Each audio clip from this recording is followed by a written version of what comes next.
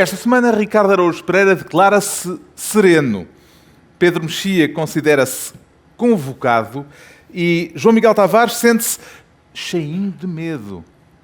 Está reunido o Governo de Sombra, desta vez no Jardim Botânico Tropical, em Lisboa.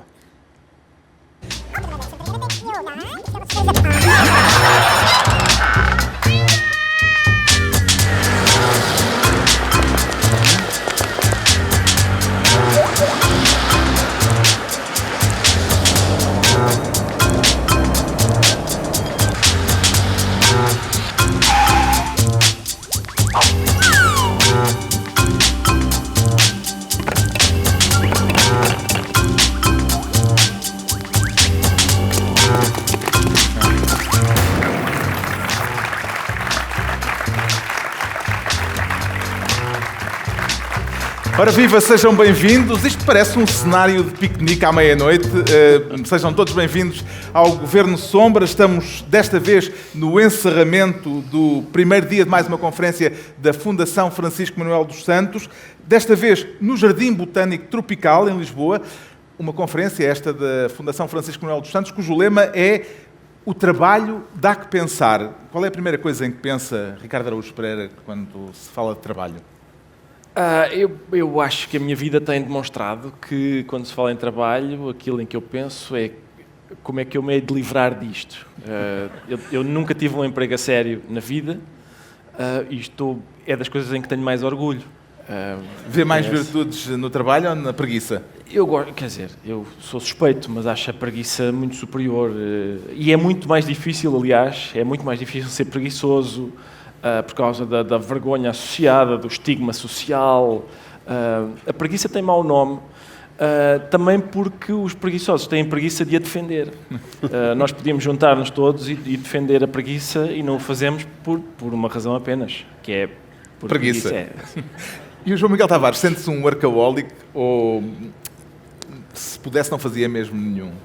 Não, eu tenho alguma vocação para o diletantismo, sim, mas eu acho que o segredo está em nós, no nosso trabalho. Isso é uma vida profissional realizada, é aquela em que o nosso trabalho seria mais parecido com o nosso hobby se nós não trabalhássemos.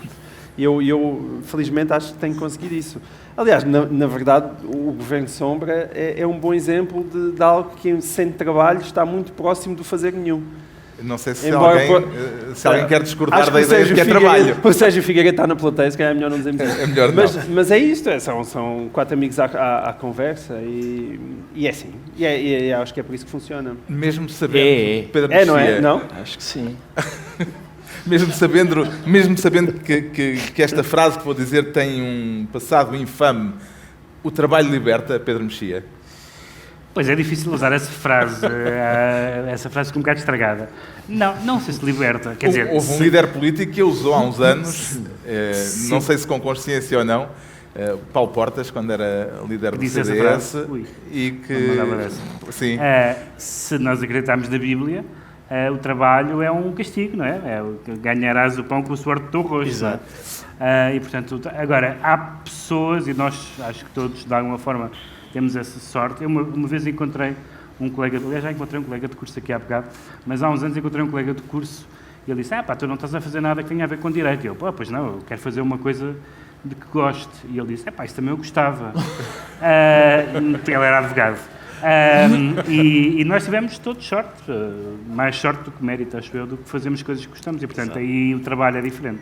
Bom, a conferência da Fundação Francisco Manuel dos Santos, porque o trabalho dá que pensar, continua pelo fim de semana dentro, neste belíssimo Jardim Botânico Tropical, mas agora está à altura de darmos seguimento, de facto, à nossa ordem de trabalhos, distribuindo as pastas ministeriais, como fazemos habitualmente, e o João Miguel Tavares quer ser, por esta semana, Ministro das Buscas. E já tem suspeitas sobre o que pode vir ou não a ser encontrado nestas buscas, João Miguel Tavares? Sim, tenho muitas suspeitas. Eu e qualquer pessoa que tenha visto as reportagens da TVI e da Ana Leal sobre aquilo que se está a passar em Pedrógão. As buscas em causa são aquelas que foram feitas justamente na Câmara Municipal de Pedrógão Grande, exatamente, esta semana pela Judiciária, devido a suspeitas de irregularidades na atribuição de fundos para recuperar casas destruídas nos incêndios do ano passado. Sim, eu tenho trazido aqui o tema recorrentemente, é porque ele parece-me uma espécie de zénite da indignidade. Não pelos valores que estão em causa, porque eu isso acho que o Ricardo Salgado no cofre de casa tem mais dinheiro do que propriamente este aqui, mas por causa de todo o seu peso simbólico, não é? De nós termos assistido ao terrível verão, ele ter dado origem a uma manifestação gigantesca de solidariedade e depois imaginar que aquele mesmo lugar está hoje, ou pelo menos se envolveu num esquema que me parece que já está devidamente desmontado e é demasiado visível para as pessoas acharem que não é bem assim, em que as pessoas se aproveitaram dessa tal generosidade para conseguirem meter alguma coisa ao bolso. O facto das buscas, alegadamente, terem acontecido a pedido da própria Câmara de Pedrógão Grande, faz com que as suas suspeitas, neste caso, se atenuem de algum modo, ou nem por isso? Eu tenho por princípio, hoje em dia, um dos meus princípios religiosos de 2018 é não acreditar em nada que sai da boca do Presidente da Câmara de Pedrógão Grande. E eu aconselho que seja um princípio universal, incluindo a PJ só cá veio porque nós chamámos, até porque eu saiba, a PJ e o Ministério Público não atuam necessariamente a pedido. Não dá para mandar vir? Eu acho que eles para irem têm que... quer dizer, se estiveres lá em casa e fizeres maldades, eles se calhar vão porque acreditam que fizeste as maldades. Eles não vão se não acreditarem que as maldades existiam, que eu penso que é bastante evidente que foi isso que aconteceu. O Presidente da Câmara de Pedrógão, que é um ex-PJ. É um ex-PJ, exatamente. Aliás, ele disse que a malta que veio aí é a malta que eu não conhecia, porque são de Coimbra e eu era de Felizmente é a malta que ele não conhecia. Fico mais descansado do que se fosse malta que ele conhecesse. Mas, de qualquer forma, o que eu queria sublinhar aqui não é propriamente as desculpas que o Sr. Valdemar Alves... Desculpa, ele nem diz desculpas, diz simplesmente que nunca não se passou lá nada, não é? Que o Presidente da Câmara tem usado... Bem, já começou a admitir que pode ter, se calhar, talvez, exato. Algumas coisas, mas muito pequeninas, não é? Só questões formais. Agora, para mim o que foi importante nesta sucessão de reportagens foi que houve um antigo alto funcionário público que deu a cara, que é o Víctor Reis, que é ex-presidente do Instituto da Habitação, e ele veio um bocadinho mudar o jogo, porque no início nós olhávamos e pensávamos, aquele pessoal de Pedrógão esticou-se e aproveitou ali para meter umas massas no bolso, algumas das pessoas. Mas aparentemente não foi só isso. E essa denúncia é particularmente grave, porque eu acho que envolve já a Administração Central e envolve o próprio Governo.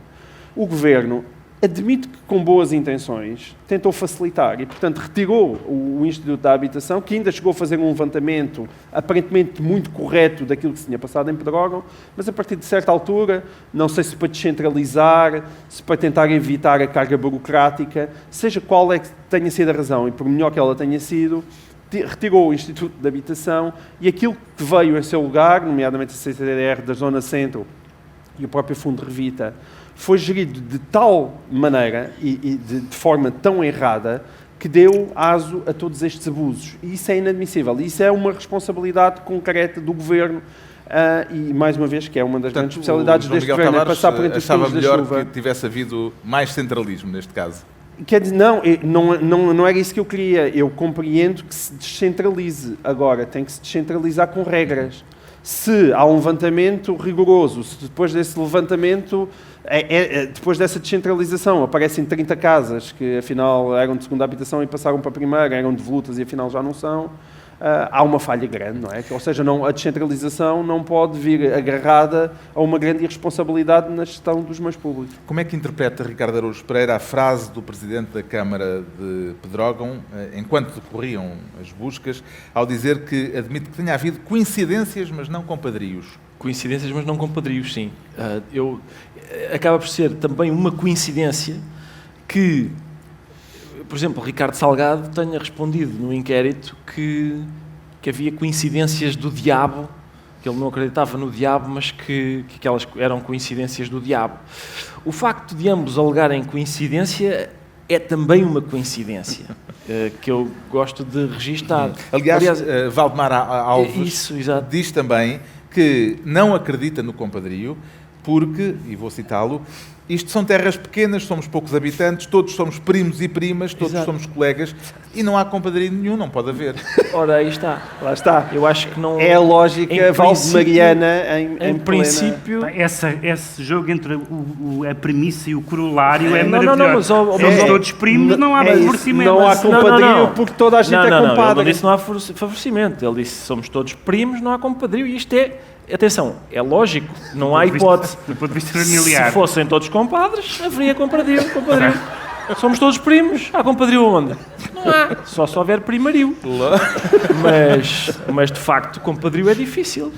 A questão é, ele de facto tem razão, aquilo é um meio pequeno e as pessoas conhecem-se todas e por isso vai ser difícil negar certas coisas. Eu no outro dia liguei para uma estação, já não sei qual, e alguém estava a entrevistar uma popular em Pedrógão e a senhora dizia, a gente aqui, nós conhecemos todos, não é? Por exemplo, esta casa, isto eram uns barracos, agora dizem que vivia cá gente. Claro, aquilo é um meio pequeno, toda a gente sabe, tem vantagens, tem alguns inconvenientes, e neste caso, um dos inconvenientes é as pessoas toparem as falcatruas com muita facilidade. Acredita que este caso se vai esclarecer antes do caso do roubo das armas de tanques, Pedro Mexia? Essa é fácil de responder. Todos os enigmas da humanidade se vão resolver antes do caso de tanques. Os galeões espanhóis no fundo Atlântico, o que é que aconteceu ao Kennedy exatamente, se aquilo estava com caminho. O avião da Malaysia Airlines... Porque esta semana o Ministro da Defesa manifestou-se muito chocado com a comparação feita por Rio com a guerra do Solnado. E a comparação é uma ofensa ao Solnado, francamente, porque o que se tem passado no caso de Tancos é um daqueles casos da gente fechar a televisão e ir para debaixo da cama, porque tivemos, por exemplo, um responsável militar que vai ao Parlamento e diz, eu não sei o que é que vim aqui fazer. Tivemos coisas deste género. O ministro respondeu ao líder do PSD no Facebook. Sim, exatamente. Ficou ofendido com as galinhas, não é? Eu já fiz um historial das coisas que num programa anterior, das coisas que o ministro foi dizendo, desde assalto cala assalto, até, olha, já foi tão rápido que recuperámos, até, olha, afinal até veio com brinde e tal. Portanto, o ministro, enfim... Eu acho que esse é o top 3. Portanto, o top 3 de declarações do ministro é, sabe-se lá se houve roubo, às tantas não houve roubo nenhum. Segundo, foi maior apreensão, recuperação de armas da história. Pois, claro, a seguir ao maior roubo da história é natural. Terceira, até nos deram armas a mais, os gatunos. Portanto, comparar com tantos é fácil. Está perdido. O compadre João Miguel Tavares fica então Ministro da Busca, quanto ao Ricardo Araújo Pereira, quer ser desta vez Ministro do Debate. E é caso para dizer que da discussão nasce a luz, Ricardo Araújo Pereira? Não nasceu muita luz, mas eu gostei de ver o debate. Quero falar daquele episódio insólito desta semana em Viana do Castelo, Paredes de Cora. Paredes de Cora, mesmo a minha terra, sim. O que é que lhe chamou mais a atenção no frente a frente entre António Costa e Mário Nogueira? Mário Nogueira. Para já eu gosto de ver debates. Gostei que o Primeiro-Ministro tivesse debatido com o líder sindical. Então foi ali um quarto de hora picadinho. Picado, não está lá a Fátima Campos Ferreira para atrapalhar, então só os dois, mano a mano, na rua. Faziam falta às vezes... Eu estava à espera que no fim eles dissessem e agora só os dois sem camisa e resolvessem ali ver se os professores recuperavam ou não recuperavam o que lhes era devido. Mas depois, por outro lado, sabe a pouco aquilo. Acabou com simpatia, mas sem grandes conclusões. Uma simpatia, sim. Uma simpatia, digamos, com alguma picardia. Sim, mas o que eu acho desagradável é que Mário Nogueira, na verdade, é professor. E o facto de ele não conseguir explicar ao António Costa, eu acho que fazia falta. Mas o Costa é um aluno calão. Eu sei, mas ele, por isso é que o Mário Nogueira devia ser um professor que leva apoio audiovisual, está a ver? Está a ter aqui porque os miúdos hoje só aprendem com o PowerPoint. Tenho aqui uns gráficos e tal, para ver se explica aquilo melhor ao aluno que é de facto cábula. Mas atenção, a semana não. Quando, por uma daquelas. Lá está, mais uma vez. Coincidências, na mesma semana aparece uma notícia a dizer que os professores são das classes mais bem pagas. Como é que era? Era 35% acima da média da OCDE. 35% acima da média dos outros licenciados. Sim. E tal. E aquilo, eu acho que, quer dizer, eu não vi o estudo, mas é claramente o tipo de coisa que a gente sente, que é, eu lembro-me de estar no iate de um amigo meu que é professor de História do 8º ano, e ele puxa uma fumaça do seu coíba e diz-me: pá, Ricardo, a melhor coisa que eu fiz na vida foi enverdar por esta carreira de professor do ensino secundário. Já vamos Tive a falar oportunidade de ir para corretor da Bolsa, mas isto realmente... Já vamos falar do sério. estudo. Pronto, esta agora foi para agradar aos professores, não é? Não, atenção. Eu não tenho que fazer muito esforço. Eu sempre fui o menino querido dos professores, sem esforço nenhum. És um graxista. Mas quer dizer, por exemplo, pá, neste caso, é mesmo possível alguém acreditar? Sim, os professores andam para aí que nem nababos, pá. Já vamos falar do estudo. Quem é que saiu vencedor daquele debate de rua em Paredes de Cora, Pedro Mexia? Não houve QO porque eles utilizaram ambos a técnica, que aliás foi ensinada ao país, e muito bem, é uma técnica muito boa e verdadeira, pelo Dr. Álvaro Cunhal, num daqueles primeiros debates, em que ele dizia olhe que não, e que eu digo isto honestamente, a maior parte dos debates políticos, quando alguém nos diz alguma coisa, pode-se responder dizendo olhe que não, porque raramente as pessoas estão a dizer aquilo que representa aquilo que nós dissemos, e eles disseram olhe que não um para o outro. Na verdade, é verosímil que o Governo tenha criado essas expectativas. Mas é absolutamente verdade, e foi bonito, e para mim gerou uma certa satisfação ver António Costa dizer e reconhecer duas coisas. Uma reconheceu explicitamente agora, foi dizer, bom, mas é que eu sou o Primeiro-Ministro de todos os funcionários públicos. E não são só aos professores, sim senhor, eu gostaria de satisfazer os professores, mas e então e as outras pessoas, por uma questão de igualdade, etc. Embora Mário Nogueira tenha razão que essa expectativa pode ter sido gerada. E depois, embora ele não o tenha dito nesta altura, mas já o disse no Parlamento, António Costa, em alguns momentos, chega àqueles sítios onde chegam os políticos, que é, não há dinheiro. Ele já diz isso no Parlamento, foi aliás um momento de ironia poética extraordinário ouvir António Costa dizer não há dinheiro. E, portanto, o debate não foi um debate que é óbvio, porque ambos têm razão. É verdade que essa expectativa é gerada, é verdade que é difícil governar para os professores esquecendo os outros funcionários públicos, e é verdade que o dinheiro não chega para tudo. E, aliás, António Costa tem-no dito na segunda metade do mandato com alguma frequência. O Ricardo Araújo Pereira já falou daquele estudo da OCDE que foi divulgado, curiosamente, no mesmo dia em que o Primeiro-Ministro e o líder da FEMPROF se encontraram em Paredes de Cora. Que efeito é que esses dados têm na percepção pública sobre a luta dos professores, João Miguel Tavares? Consegue imaginar se aquilo tem o efeito que o Ricardo, irónico, que o Ricardo lhe deu, ou se, pelo contrário, de facto, as pessoas ficam com a ideia de que os professores são uma classe de privilegiados? Não, os dados, para começar, foram logo desmentidos também pela Sim, a FEMPROF contesta o relatório, diz que tem informações erradas, nomeadamente sobre os salários dos professores. Sim, e desde logo aliás, exige que seja divulgado quem é que passou aqueles dados à OCDE. Porque aparentemente e ironicamente conta o tempo de serviço que os professores não têm, pelo qual estão a lutar. Mas o meu problema aqui, eu até acho que não acho que seja este relatório que impressione especialmente as pessoas, ainda que eu entenda que acho que muita gente não está neste processo a favor dos professores. Mas aqui a minha questão e o meu problema com os professores, nomeadamente, nunca é o salário elevado. Eu não acho que os professores ganhem demais. Eu acho é que há professores que ganham demais e há professores que ganham de menos. E o problema é que não há uma avaliação para separar uns dos outros. E essa é que é a luta que a mim me interessa. Eu também podia ter um PIN que é ser uma avaliação decente, não me interessa a carreira docente. Olha, da rima e tudo. Também posso fazer. Mas também rimar decente com docente não fizeste. Eu sei, não é brilhante, de facto, lamento. Mas é esta a questão que me interessa. A mim, o que me impressiona muitas vezes é a conversa sobre o ensino em Portugal é uma conversa sobre direitos laborais. E isso é profundamente empobrecedor. Aí sim, se fizessem um estudo, os professores não estavam só 35% acima. Em Portugal estariam 350% acima de qualquer outro país. Tem havido imensos debates sobre métodos educativos, sistemas de avaliação, muitos debates. Tu deves estar a brincar. Não, Cada vez que abro a televisão, não a houve, única coisa que eu vejo é o Mário Nogueira.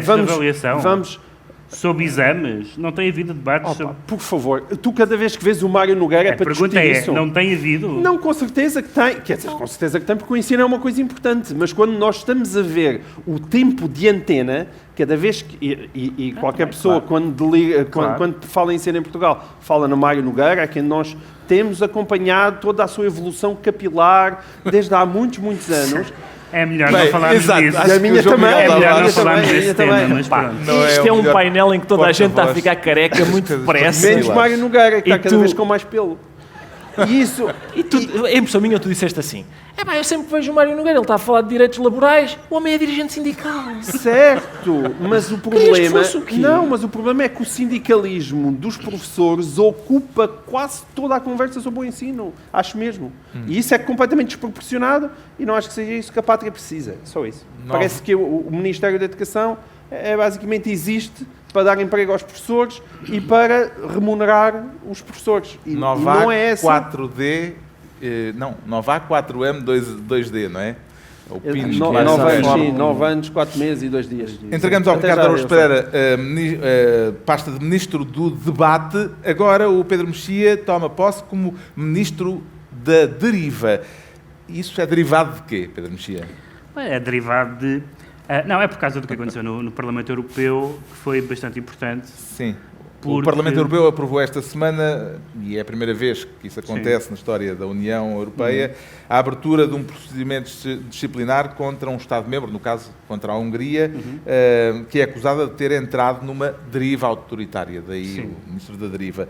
Que impacto é que este precedente pode ter nas relações entre os Estados-membros da União Europeia a partir de agora? Não, para já teve uma importância muito grande, teve duas razões de interesse e duas razões pelas quais foi uma decisão importante. A primeira foi porque o Partido Popular Europeu, o maior partido do Parlamento Europeu, de que faz parte do partido que é onde o está partido o PSD do poder, e o CDS, e o partido do e poder, onde está o partido do poder da Hungria, naturalmente.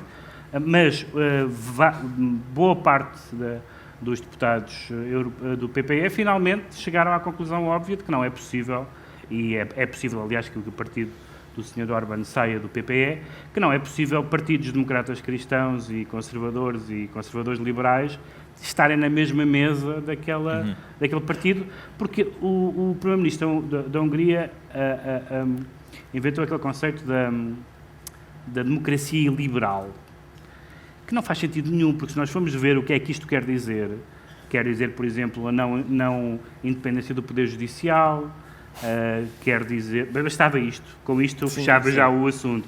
Mas tem a ver as questões todas em relação à imprensa, em vários países, também não só na Hungria, na Polónia, aliás, há outros países que estão a acompanhar a Hungria nessa deriva.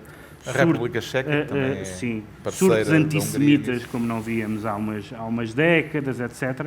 E, portanto, não é possível continuar a haver conselhos europeus e reuniões do Parlamento Europeu e declarações europeias a falar dos valores europeus, e quando eles estão em causa, o Parlamento Europeu e as outras instituições não tomarem nenhuma decisão. Portanto, esta decisão foi muito importante. O Parlamento Europeu tomou decisão, mas não é de querer que as sanções vão por diante, uma vez que é preciso uma unanimidade que não vai ser alcançada com o voto contra da República Checa e da Polónia. O grande problema da decisão não é só a sua não operacionalidade por não haver essa tal unanimidade, é que, a julgar por vários países, e vamos ver agora eleições futuras, a quantidade de pessoas na Europa que vota e quer votar em líderes iliberais está em avanço, ou seja, o Sr. Salvini não é um liberal nesse sentido, não é? E é, pois, virtualmente o primeiro-ministro italiano. E, portanto, isso levanta um problema, porque a Europa pode estar contra os líderes e contra as políticas, mas não pode estar contra os eleitorados. Não é? Há um momento em que não pode haver uma sensação de que o Parlamento Europeu está a desautorizar os eleitorados nacionais. mas na prática a fronteira não é muito clara. Como é que se pode dizer, eu estou contra esta pessoa que foi democraticamente eleita? Há uma maneira, é dizer que se calhar não foi democraticamente eleita, a não ser no sentido estritamente eleitoral. Se calhar os direitos da oposição, o acesso à imprensa, etc., foi tão coartado que a única coisa que houve, aliás, como acontece na Rússia, como acontece em muitos outros países, a única coisa que há é eleições. São democracias porque há eleições. E depois, entre eleições, não há democracia, no sentido minimamente útil da palavra. O relatório agora aprovado não é o primeiro que acusa a Hungria de ter entrado na tal deriva autoritária. Que condições é que terão permitido que se fosse mais longe agora, João Miguel Tavares, do que na altura daquele primeiro relatório elaborado pelo então eurodeputado Rui Tavares? Passou mais tempo e o Orbán arranjou amigos. De então para cá, o fenómeno populista cresceu Exato. significativamente na Europa. Sim, exatamente, a Polónia, a Itália, não é? E Trump também, na verdade. Eu acho que com isso vem uma consciencialização, quer dizer, quando é só um e é um pequenino, ainda pode deixar passar, mas eu acho que a Europa tomou consciência de que tem que começar a defender os seus valores. E ainda por cima são valores dos quais ela tem todas as razões para se orgulhar. Mas também, olha, lá está, também tem preguiça, como o Ricardo. Os eurodeputados portugueses votaram favoravelmente este relatório que propõe sanções à Hungria, com exceção de Marinho e Pinto, que se absteve, e do PCP, que votou contra. Que comentário é que lhe merece a oposição comunista nesta matéria, Ricardo Araújo Pereira? Carlos, Olha que tu votas neles, hein? eu sei. Não, É se só pode, para avisar. não se pode dizer que os comunistas tenham sido sempre contra a ingerência na Hungria. Exatamente. Pois não, isso não. Isso não se pode. Isso não se pode. Mas pode-se dizer que... Ingerências só com tanques. Pode-se dizer que se tem manifestado... Atenção, este senhor Urban Orbán. é igual. E não há dúvida, não é, das tropelias antidemocráticas Urban dele. Orbán. Exato. Isso não há dúvida nenhuma, e eu não concordo com a posição do PCP neste ponto, mas eu compreendo alguns argumentos do PCP. Eu compreendo o prurido relativamente a reconhecer a autoridade da União Europeia para, enfim, interferir num país.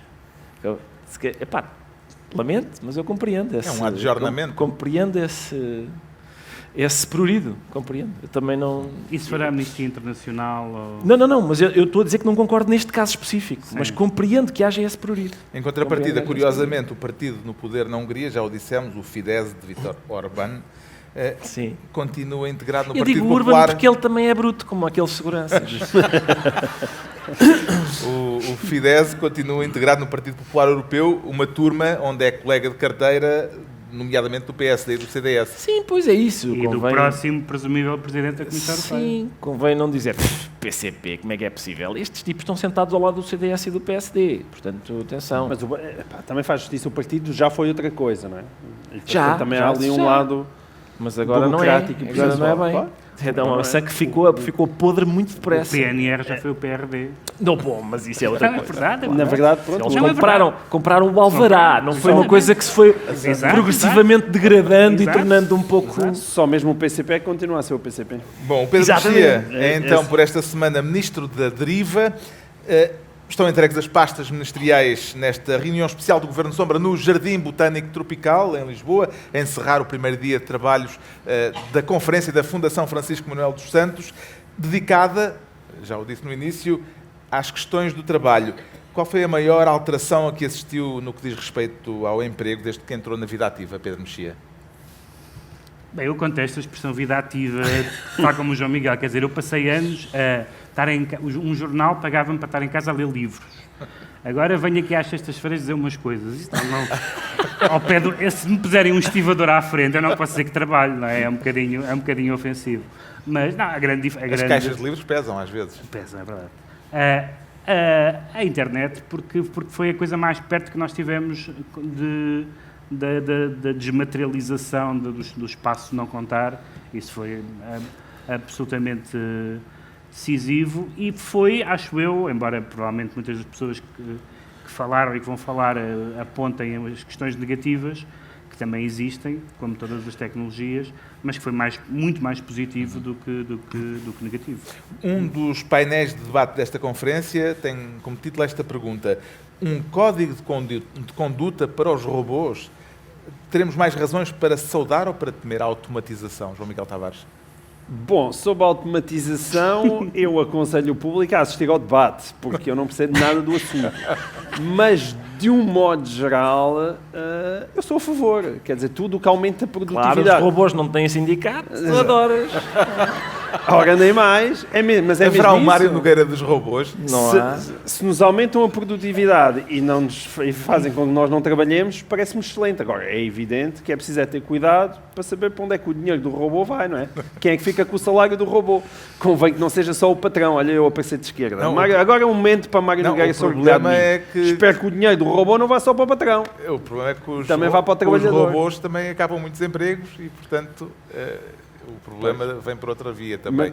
Os robôs acabam no desemprego? Acabam ou... com acabam com empregos. emprego. Acabam com Pensei que emprego. já estavas no AL. Mas sim, com certeza. Mas é por isso que eu te estou a dizer. Evidentemente acaba com o emprego, não pode acabar com o salário das pessoas que ficam desempregadas. Portanto, tem que se retribuir de alguma maneira. Não é? Parece-lhe que a tecnologia está a melhorar ou a ameaçar o mundo do trabalho, Ricardo Araújo Pereira? Oh, Carlos, por um lado um e por um lado outro. Eu sou uma Sim, pessoa X2. que complexifica. Não vou, para respostas simplistas não concordo, não conto comigo.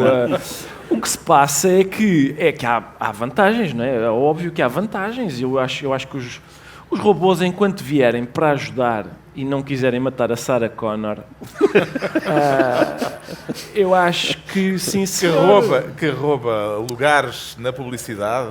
Exato, olha, mal feito, mas eu todos os dias passo na cozinha só para ver se a Bimbi está com ideias ou se... Mas Todos os dias vou tomando pulso. Passas pela cozinha para ver se a Bimbi está com ideias, mas afastas-te rapidamente. Não vai ela tê-las. Desconfio que tu não ficas lá mexendo nos botões. Não é por nada. Não, eu faço um excelente arroz. Sabes fazer coisas na Bimbi? Sei, já fiz coisas na Bimbi. Extraordinário. Mas eu acho que eu gosto mais do tacho e tal. Bom, adiante. Durante este fim de semana haverá aqui especialistas a debater estas e outras questões, a debater mesmo e não a mandar bocas. A lotação para esta conferência está esgotada, mas quem tiver interesse no tema pode acompanhar os trabalhos em streaming, em direto, no site da Fundação Francisco Manuel dos Santos. O endereço é simples: www.ffms Fundação Francisco Manuel dos Santos.pt e no site da TV24 também. Agora voltamos aos temas da semana e o João Miguel Tavares sente-se cheinho de medo. E é só miúfa ou é também cagaço, João Miguel Tavares? Nada disso, cara. Não é miúfa nem cagaça. É gabarulice. É uma coisa aforcado, já não é touro. É mais assim, não é? Não estamos a falar da atualidade política. Claro que estamos. De um dos casos políticos da semana. Sim, e isto vem a propósito de uma declaração de Rui Rio à entrada para a reunião do Conselho Nacional do PSD, que também foi rasgadinho, pelos vistos. Foi, mas quando lhe perguntaram e tal, das críticas, ele diz, já estou cheio de medo. Isso é uma coisa, não é... Ironicamente. Com certeza, ironicamente. Aliás, todos nós sabemos que, e o Rui Rio já disse, ele gosta daquilo, não é? Gosta daquela atenção. Mas atenção, é um caso em que as declarações parecem pior escritas do que depois tu viste nas imagens mesmo. Vi é que escrito realmente a gente pensa, olha, este fanfarrão estava com a camisa aberta até aqui, com um cordão de ouro, e disse, estou cheio de medo. Mas não foi isso que ele fez. Ele estava-se a rir e tal, e disse, estou cheio de medo, e entrou. Apesar de tudo não foi tão... Não, mas o sentido é o mesmo, é só porque ele não usa fios de ouro. Eu sei. O sentido acho que era exatamente esse. Mas eu hoje não estava interessado, por incrível que pareça, em me bater em Rui Rio. Ao contrário de toda a gente, porque agora acho que todas as pessoas de direita em Portugal, tirando as que estão com o Rui Rio, que parecem não ser muitas, estão cheias de vontade de molhar a sopa. E eu não estou... E foi uma semana complicada para ele, não é? Não foi só a Constituição interna teve 2 novos episódios, uma declaração do líder do PSD à TSF, em que convidava aqueles que têm divergências estruturais no partido a seguirem o seu caminho e a seguirem o exemplo de Santana Lopes saindo do partido. E, por outro lado, outro foco de contestação teve a ver com o facto de Rio não se ter demarcado da chamada taxa Robles. É caso para dizer que, neste caso, o Rio ultrapassou o PS pela esquerda? Atenção, sim, na taxa Robles parece que ultrapassou o PS pela esquerda e o próprio PCP, que também se mostrou contra, mas também, se bem se recordam, no dia seguinte veio apresentar umas reformas para a saúde em que defende mais PPPs e a privatização da gestão dos hospitais. E aí já vai completamente à direita, ultrapassa o CDS pela direita. Ou seja, basicamente, aquilo é mais aos zigue-zagues. Umas vezes à esquerda, outras vezes à direita. Mas digam, esta coisa da política aos zigue-zagues parece mal. E a mim parece mal. Mas, na verdade, a política aos zigue-zagues é tudo o que sempre se praticou na política portuguesa desde que eu me lembro. Talvez menos Passos Coelho, mas ele também só não andou tanto aos zigue-zagues porque não tinha dinheiro. Porque desde que haja algum dinheiro, é mesmo assim que se faz a política em Portugal. E aquilo que eu critico nos críticos de Rui Rio é que, na verdade, não há nenhuma boa solução para o PSD. A maior parte dos críticos do Rui Rio são liberais, alguns deles, portanto, mais próximos daquilo que eu penso. Mas a verdade, e nós liberais temos que admitir isso, é o país não nos quer. Agora uma lágrima, agora, vá. Sim. Se eu agora tivesse aquele emojizinho com uma lágrima aqui no canto, era esse que eu punha. Muitos emojis desses. O país não nos quer, ou seja, não há uma quantidade suficiente de portugueses que queiram esse liberalismo para Portugal. Portanto, acha que as Rui pessoas Rio está equivocaram-se certo? com a vitória de Passos Coelho.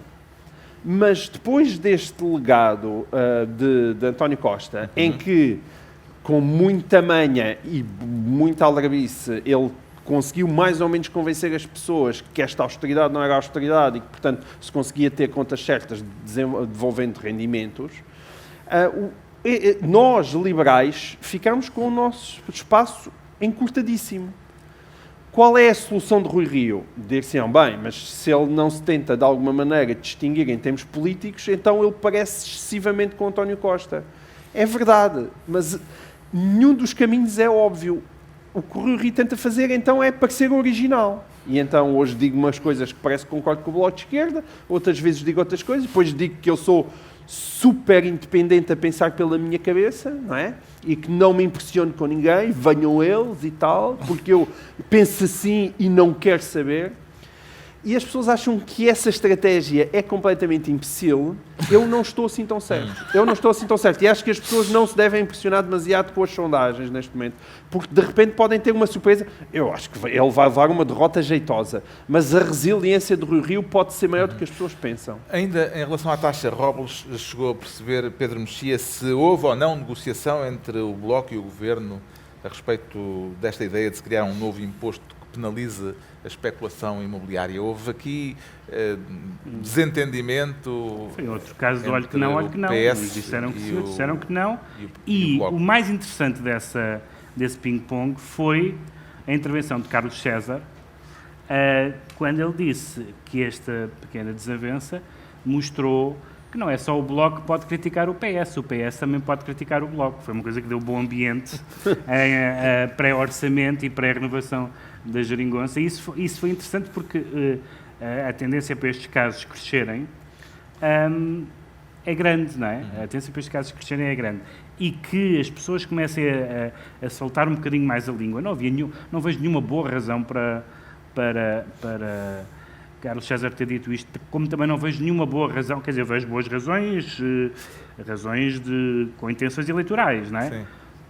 A maneira como, por exemplo, não sobre a taxa Robles, mas sobre o próprio Robles, António Costa se referiu a ele na entrevista ao Expresso. Portanto, há claramente uma soltura na linguagem para dar assim uns calduços a que não estávamos habituados. Sim. Isso pode querer dizer várias coisas, pode querer dizer que há sondagens no Largo do Rato que nós não conhecemos, é o mais provável. A alcunha de taxa Robles para esta ideia do Bloco foi criada pelo CDS. Exato. Parece-lhe adequada, Ricardo Araújo Pereira? Politicamente parece-me adequada porque é uma excelente maldade. Chamar taxa Mas pegou. Robles. Claro que pegou, porque Funcionou como é fácil pegar. alcunha. Sim. Politicamente é bem feito, não é? O Bloco demonstrou coragem ou ingenuidade ao voltar a trazer para as primeiras páginas o caso mais difícil que que viveu nos últimos meses? Mais uma vez, as duas coisas. É preciso coragem, não é? Para 2 meses depois daquilo dizer, se calhar fazia uma falta aqui uma taxa para essa malta que especula. É óbvio, se calhar seria mais sensato ter esperado um pouco mais, as pessoas esquecerem-se, não é? Porque... As pessoas não se vão esquecer. Não se vão esquecer, mas repara, daqui a algum tempo, parece que houve aí um tipo, como é que ele chamava? Não. Mas agora ainda está muito fresquinho. Mas essa é daquela escola, é cola e não larga. É como... eu sei que é. É como o Bernardo e a Coreia do Norte ser uma democracia. É daquelas coisas que ficam até... O homem há de estar nos seus últimos dias e ainda está a ouvir aquela piada e o Robles está acabado com aquilo. Não, o Robles está. Mas o Bloco, se não, calhar deixava pousar. Se um partido quer crescer, vai ter mais casos desses. Isso é uma dor de crescimento. Pois é. Mas é demasiado contraditório com ter o seu discurso corruptos moralista. é uma dor de crescimento, ter moralistas apanhados é uma dor de crescimento, é uma dor de crescimento. Mas o João Miguel vota na coragem ou na ingenuidade ao trazerem de novo isto para a primeira página? Não, eu acho que eles tentaram apagar, mas depois levaram com o carimbo de taxa Robles, o que correu muito mal. Foi de facto inteligente. Mas é coragem das duas maneiras. É coragem porque já era óbvio que iam levar com a taxa Robles. E também é coragem porque, de facto, há um problema de especulação. Parece, experimentem. Comprar uma casa em Lisboa. Eu convido toda a gente amanhã, é sábado. Mas a questão não é essa. Tem nada essa. de fazer à tarde. Experimentem comprar uma casa em Lisboa. A questão é que as mais-valias já são tributadas e, portanto, aquilo não faz sentido nenhum. É uma tarde bem passada. Experimentar comprar umas 2 assoalhadas por 3 milhões de euros. Vamos a isso. Bom, está esclarecido porque é que o João Miguel Tavares diz sentir-se cheinho de medo. Quanto ao Pedro Mexia, declara-se convocado e acha que a convocatória vai ter efeitos práticos, Pedro Mexia? Vamos ver, isto é para recuperar um assunto que nós não tínhamos falado, também depois de se meter o verão. E o mundo estava a ansiar por isso. O mundo polê avança. Soube-se esta semana que o Papa convocou os presidentes das conferências episcopais do mundo inteiro para uma conferência em Roma, na sequência da crise interna na Igreja Católica por causa dos sucessivos escândalos de abusos sexuais. Vê isto como uma resposta à ala ultraconservadora que quer que o Papa resigne? Eu acho que isso tem alguma importância, mas tem uma importância secundária, porque esse episódio que está a haver de enfrentamento com a ultraconservadora pode não durar, depende muito de quem será o próximo Papa. Eu acho que tem algum aspecto epifenómeno, mas o que é importante é perceber, houve alguns passos que se deram nos últimos anos e neste momento está a haver aquele passo que é importante e que é indispensável, que é o passo de reconhecimento e pedido de desculpa. Mas há várias coisas, quer práticas, quer teóricas, que têm que ser feitas, porque o que aconteceu não foi um caso, 10 casos, 100 casos, foi uma epidemia em vários países, foi uma prática continuada de varrer o lixo para debaixo do tapete, foi um escândalo gigante no seio da Igreja que teve a ver com o domínio da sexualidade, claramente o domínio em que a Igreja está mais em conflito, e agora não estou aqui a qualificar nem a opinar com o mundo moderno, e não deixa de ser estranho que haja uma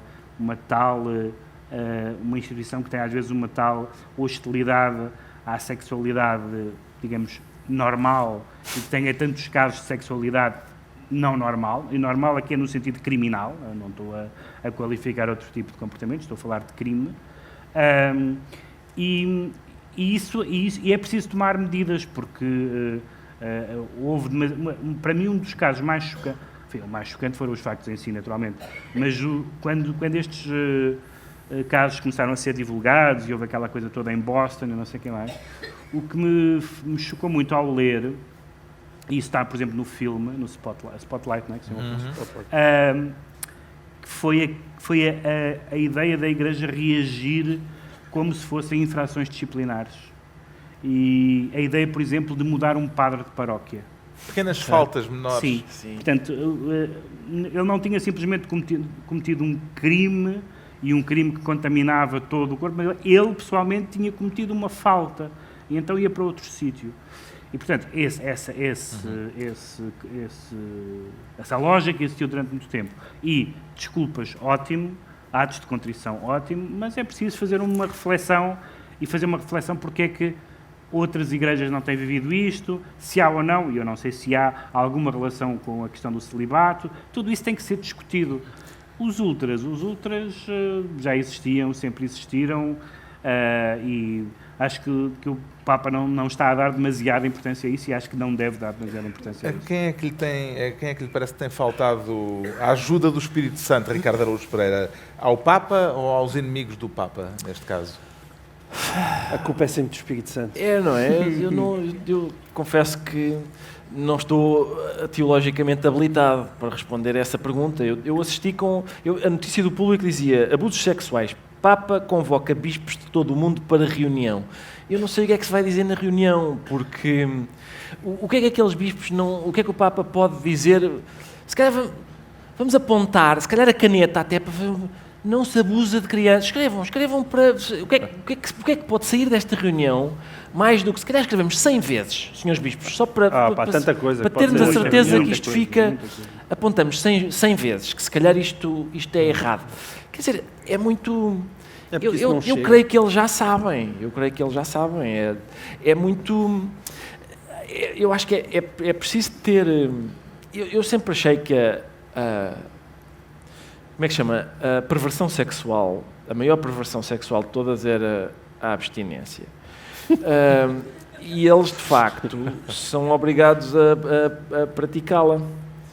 Aquilo é capaz de não dar bom resultado. Mas é de facto extraordinário que uma pessoa consiga estar perante uma assembleia de pessoas e diga isso do preservativo, atenção, horrível, horrível. Agora outro assunto. Carlinhos, vem ter comigo lá atrás à sacristia, só favor. É preciso... É um tipo de moral sexual mesmo extraordinariamente bizarra. E eu não sei se uma reunião com os bispos todos se dá para dizer, vamos lá esclarecer aqui umas coisas. Não sei se é suficiente. Talvez uma tesoura de podar. Bem, temos de acelerar. Uma fila de senhores e a tesourinha. João Miguel Tavares, a guerra no interior da Igreja Católica é de Era um natureza contributo doutrinária ou de natureza política também? Eu acho que no caso da Igreja Católica a luta política também sempre aconteceu no campo da doutrina. Não são duas coisas que se consigam separar uma da outra, mas eu discordo do Ricardo. Também discordo da tesoura de poda, diria que talvez não seja a melhor opção. Mas a questão... Olha, que é bastante eficaz. É porque aquilo não se trata... Existe evidentemente uma evidência, não é? Mas essa evidência que não se abusa das crianças sempre foi usada para esconder todas as outras coisas que eram necessárias serem feitas e não eram. Porque, não, como disse o Pedro, não basta pedir desculpa.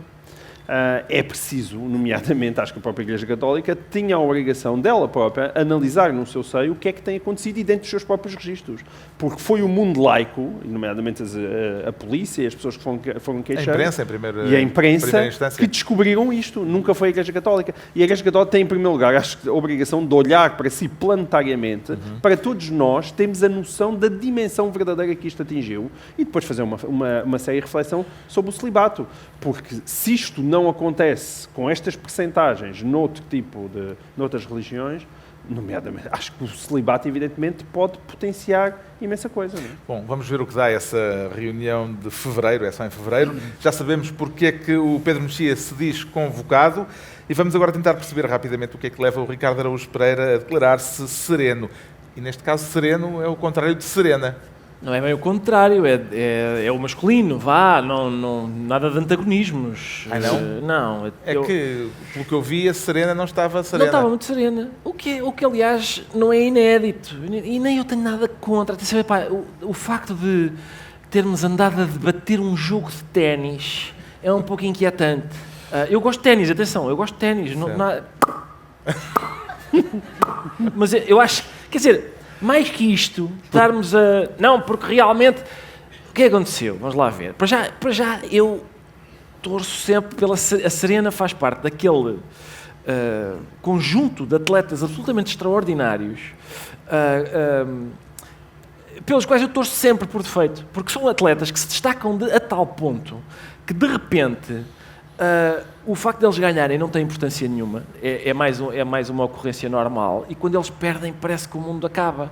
E por isso eu fico, quando esses atletas são de facto extraordinários, Ayrton Senna, Serena Williams, a minha favorita de todas que eu tive a sorte de conhecer, que é uma senhora, pai, deste tamanho, chamada Rosa Mota. Eu sempre que a Rosa Mota corria, eu queria que a Rosa Mota ganhasse. Pá, Conor McGregor, um estupendo fanfarrão.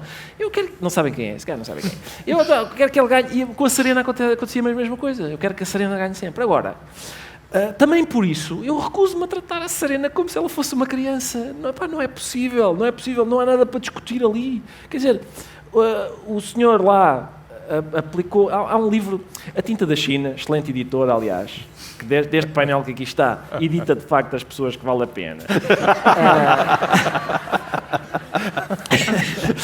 A Tinta da China tem um livro, só para situar quem não sabe, o João Miguel não é editor. Eu desconfio que as pessoas souberam lá, desconfiaram lá. Mas a Tinta da China tem um livro de um filósofo brasileiro chamado Francisco Bosco, que o livro chama-se A Vítima Tem Sempre Razão, ponto de interrogação. É claro que o título é provocatório, é evidente que se uma vítima é vítima, tem razão. Mas o que o título quer dizer é: será que uma pessoa que pertence a um grupo tradicionalmente vitimizado tem sempre razão? Serena Williams, sendo uma mulher negra, pertence a 2 grupos tradicionalmente vitimizados. Isso não faz com que ela tenha razão neste caso. Aquilo que se passam... Ainda hoje saiu... Ela disse que era machismo. Sim, hoje saiu-me lá uma estatística que mostra que os homens são advertidos 3 vezes mais vezes do que as mulheres no circuito lá do Grande Slam e parece-me que quase 4 só no US Open. E atenção, isso não é discriminação. É claro que os homens são advertidos mais vezes porque a testosterona é lixada.